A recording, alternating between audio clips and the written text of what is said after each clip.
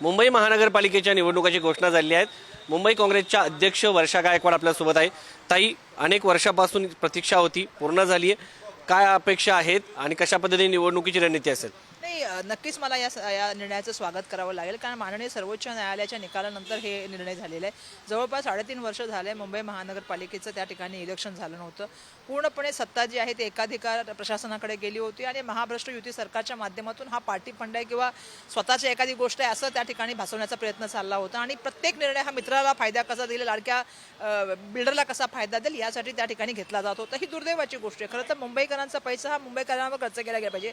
ज्या तऱ्हेने Mumbai महानगरपालिकेमध्ये standing committee नसताना, इम्प्रुव्हमेंट कमिटी नसताना, कोणी लोकप्रतिनिधी नसताना त्याचे जे पैसे जात होते इकडे तिकडे, आता कमीत कमी इलेक्शन होत आहे, लोकप्रतिनिधी त्या ठिकाणी येतील। मुंबईच्या प्रश्नावरती आम्ही येणाऱ्या काळामध्ये इलेक्शन लढणार आहोत। जसं मी आपला मगाशी पण सांगितलं की मुंबईकरांचे प्रश्न खूप महत्त्व झाले। तर मुंबईकरांना चांगला रस्ता, ट्रॅफिक, त्याकडे पाणी, प्रदूषण या सगळ्या विषयावरती आम्ही बोलणार आहोत। म्हणजे दिल्लीमध्ये जेवढं प्रदूषण आहे आता हळूहळू मुंबई त्याची बरोबरी करायला लागली आहे का, हा सुद्धा खूप महत्त्वाचा प्रश्न आहे। या व्यतिरिक्त नदीचं आता बघताय तुम्ही की पुन्हा ते कॉन्ट्रॅक्ट जे आहे ते अदांना देण्यात झालेलं आहे। काही दत्तक वस्त्यांचं कॉन्ट्रॅक्ट चाललेलं आहे, कचऱ्याचं कॉन्ट्रॅक्ट, म्हणजे सगळं जे आहे ते काही लोकांसाठीच त्या ठिकाणी करण्याचं काम चाललेलं आहे। या व्यतिरिक्त मोठ्या मोठ्या जमिनी ज्या आहेत त्या जमिनी पूर्णपणे काही बिल्डरांना त्या ठिकाणी मित्रांना देण्याचं काम चालू आहे। त्यावेळी सुद्धा सातत्याने आम्ही आवाज उचलण्याचं काम केलं आहे। त्यामुळे हे सगळे महत्त्वाचे मूलभूत प्रश्न आहेत लोकांचे। आज पर्यावरणाच्या बाबतीमध्ये बोलायचं झालं किंवा प्रदूषणाबाबतीत बोलायचं झालं किंवा त्या ठिकाणी हिरव्या गार्डनबद्दल बोलायचं झालं, मुंबईकरांना हे सगळे प्रश्न महत्त्वाचे आहेत। आज आपण बघतो की पब्लिक ट्रान्सपोर्ट हा एक महत्त्वाचा विषय मुंबईकरांसाठी।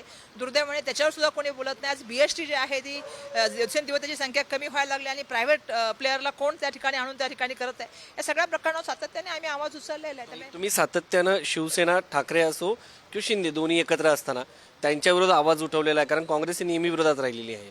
त्याचबरोबर आता शरद पवार देखील त्यांना निवडणुकीत सोबत येत आहेत। कशी निवडणूक रणनीती असेल, कारण ठाकरेंसोबत तुम्ही लोकसभा आणि विधानसभा एकत्र लढलात, आता ते विरोधात असतील? नाही, नक्कीच असं आहे की त्यावेळेला कॉमन मिनिमम प्रोग्राम ठरवून आम्ही केलं होतं, पण 3-4 महिन्यापूर्वी संजय राऊतजींनी सांगितलं की आम्ही सेपरेट इलेक्शन लढणार होतो आणि शेवटी कार्यकर्त्यांचं इलेक्शन आहे। जेव्हा आमच्या पक्षाची मिटिंग झाली तेव्हा कार्यकर्त्यांनी, नेत्यांनी हे मत मांडलं की काँग्रेस पक्षाने आणि मागील काळामध्ये सुद्धा आम्ही जे आहे ते कॉर्पोरेशनचं इलेक्शन एकटंच लढलं होतं।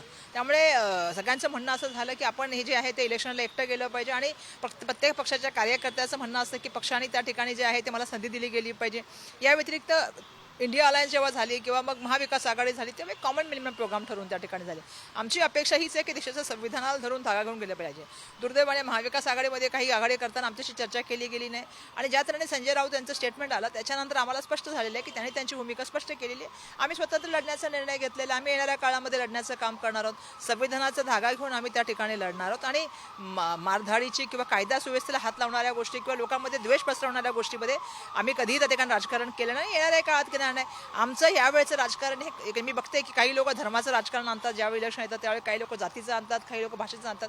आम्ही यावेळेला मुंबईकरांच्या विषयावरती इलेक्शन लढणार आहोत। माझी नम्र विनंती आहे मुंबईकरांना की आज तुम्हाला जो त्रास सहन करावा लागतोय, आज आम्ही जेव्हा दिल्लीमध्ये प्रदूषणाचा त्रास बघतोय तेवढाच त्रास मुंबईमध्ये आम्हाला सहन करावा लागतो। आज आम्हाला श्वास चांगला घेता येत नाही, आज आमच्याकडे गार्डन्स डेव्हलप होत नाहीत, ना ग्रीन काही झाडं लावली जात नाहीत किंवा ग्रीन झोन त्या ठिकाणी निर्माण होत नाहीत। आज आम्ही मुंबईमध्ये बघतो की ट्रॅफिकचा मोठा इश्यू आहे, रस्ते चांगले नाही आहेत, पाण्याचा प्रश्न आहे, घन कचऱ्याचं व्यवस्थापनाचा प्रश्न आहे। आम्ही बघतो BST कमी होत चालली, पब्लिक ट्रान्सपोर्टमध्ये खूप मोठ्या प्रमाणामध्ये इश्यू आहेत। याच्यावरती कधीतरी काम करण्याची आवश्यकता आहे। मुंबईच्या प्रश्नावर मुंबईकरांच्या बाबतीमध्ये बोललं गेलं पाहिजे। ती भूमिका काँग्रेस पार्टी घेऊन जाणार आहे आणि सर्वांना एकत्रपणे जाऊन मुंबईचा विकास कसा होईल यावरती आमचा येणाऱ्या काळामध्ये जाहीरनामा असेल। मुद्दे सांगतायत, खरं तर प्रदूषणाचा मुद्दा आहे, त्याचबरोबर दळणवळणाचा मुद्दा आहे। मात्र विरोधकांच्या समोरचे जे आता एका खासदारांशी आम्ही जेव्हा बोललो ते सांगितले हिंदुत्व हा सगळ्यात मोठा मुद्दा आहे। नाही, मी तर स्वतः प्रदूषणाच्या बाबतीमध्ये एक मॅनिफेस्टो तयार केला, जाहीरनामा तयार केला। आम्ही कसं मुंबईमधल्या हवा प्रदूषण कमी करणार या संदर्भामध्ये आम्ही बोललेलो आहे। बघा, मी सांगितलं ना, इलेक्शन आलं की त्या ठिकाणी जातीयतेचं, धर्मायतेचं आणि काही लोक भाषेचं त्या ठिकाणी मोठ्या प्रमाणामध्ये वापर करतात, कारण त्यांना विकासाच्या मुद्द्यावरती किंवा त्यांना मुंबईकरांच्या प्रश्नावरती बोलायचंच नसतं, त्यांना महाराष्ट्राच्या प्रश्नावरती बोलायचंच नसतं, कारण ते सत्तेमध्ये आहेत आणि त्यांनी त्या ठिकाणी जो भ्रष्टाचार केलेला आहे, जे व्यवस्थापन द्यायला पाहिजे देण्यामध्ये ते असफल राहिलेले आहेत। त्यामुळे त्या विषयाला बगल देऊन इतर विषयाकडे झाडं तोडण्यात आली। मुंबईतली आरेची झाडं तोडली, मुंबईमधली मदर डेअरीची झाडं जी जवळपास 120 वर्षापूर्वीची आहे ती तोडण्यात आली, रस्त्यावरची झाडं तोडण्यात आली। आता आपण बघतोय नाशिकमध्ये ज्या तऱ्हेने लढाई चालली तपोवनमध्ये, तशीच लढाई आमची मदर डेअरीच्या बाबतीमध्ये चालली होती, तशीच आमची लढाई आरेच्या बाबतीमध्ये चालली होती। आपण बघतोय कार शेडमध्ये मोठ्या प्रमाणामध्ये आता सॉल प्लॅन लँड दिलेत, तिथे मँग्रोव्ज आहेत, मग तुम्ही काय करणार आहात? म्हणजे ज्या तऱ्हेने मुंबईमध्ये कत्तल चालू आहे, मुंबईमध्ये मला सांगा एखादा झोन किती नवीन गार्डन डेव्हलप केली मुंबई महानगरपालिकेच्या माध्यमातून. जी गार्डन आहे त्याला खोदकाम करून त्याला खाली अंडरग्राऊंड पार्किंग करतायत, पार्किंग काय किंवा हे करतायत काय ते करतायत काय, सगळ्या ग्रीन झोनच्या जमिनीवर लोकांच्या नजर आहेत. लोक उतरतायत, NGO उतरतायत, पर्यावरणप्रेमी उतरतायत आणि आंदोलन करतायत. त्यामुळे मला असं वाटतं की आज जी परिस्थिती मुंबईमध्ये झालेली आहे, येणाऱ्या काळामध्ये दिल्लीची जी परिस्थिती आहे, आपण बघतो श्वास घ्यायला त्रास होतो. येणाऱ्या काळामध्ये आज मुंबईमध्ये सुद्धा काही एरिया असे आहे जिथला AQI जो आहे तो जवळपास आपल्याला सांगते मी 300 ते 350. म्हणजे येणाऱ्या काळामध्ये ते 400-400 पार होऊन जातील.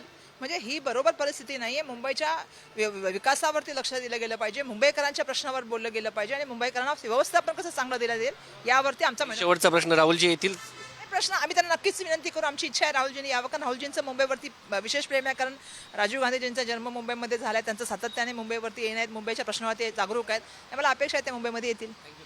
तर या होत्या खासदार वर्षा गायकवाड. मुंबई काँग्रेसची जबाबदारी त्यांच्यावरती आहे आणि राहुल गांधी देखील मुंबईच्या निवडणुकीला प्रचारासाठी येतील असं त्यांनी सांगितलेलं आहे. व्हिडिओ जर्नलिस्ट अनिल कपूरसह शिवाजी काळे, पुढारी न्यूज, दिल्ली.